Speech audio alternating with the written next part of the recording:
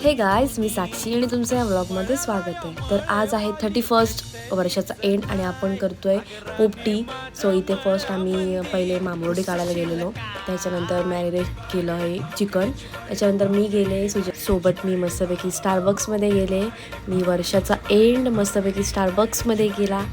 Then I order paneer tikka sandwich, hot coffee आणि of course मी Java chips cold कॉफीच प्यायले. त्याच्यानंतर मस्तपैकी घरी आले. मग इकडे आमची पोपटीची तयारी सुरू झाली.